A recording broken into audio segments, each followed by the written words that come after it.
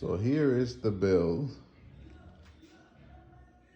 Now, this is essentially a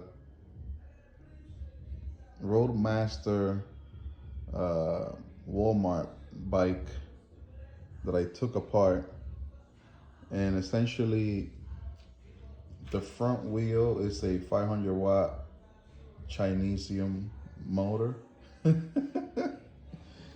And that is essentially got all of the controls ran right up against the top post, and that bag right there hanging down is where the controller is sitting.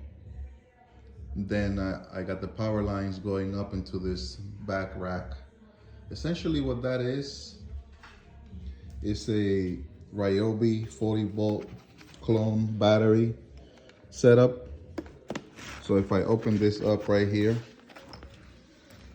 and open this bag up, what I did was, if I take this battery out, I'm gonna put this battery right here for now, but you'll see that I got a Ryobi battery dock, and I have that attached coming out the back right here, also with a quick disconnect point in case I want to rip this whole thing out. But I can just take these 40 volt Ryobi batteries, 6 amp hours. So I'm not using them necessarily for long range. I'm using them more as a pedal assist. I'm gonna put this down for a second, just to make sure this is clamping in. There you go. So sorry for the shaking here. I should have known better to use a stabilizer like my neighbor asked me if I had one, and I don't have one.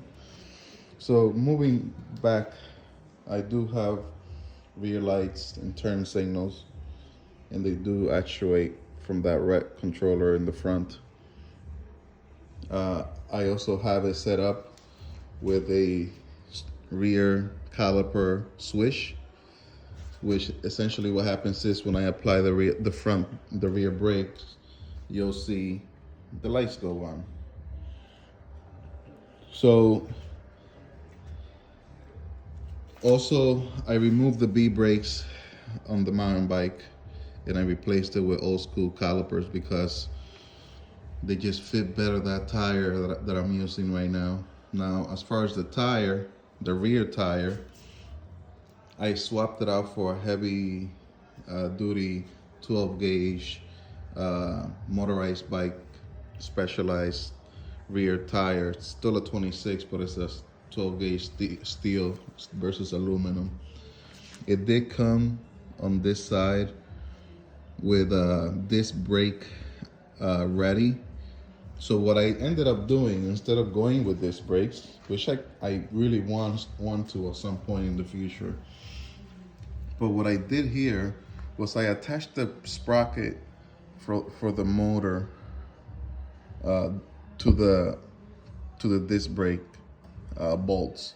That gave me the most secure and rigid and straight, true straight to the sprocket to the rear wheel, and then aligned perfectly with the engine.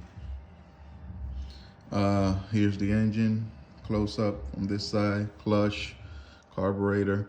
I did have to modify some of the front cover, opened it up a little bit more to drill some extra holes to get some more air into it. Now, again, like I said, here's my front drive system. Now, as far as the controls, here, silly mirror, I want to change it to a bar end mirror at some point in the future. But here, your clutch, front light with a switch, speedo, but it's broken. I'm replacing this. This is the throttle for the electric.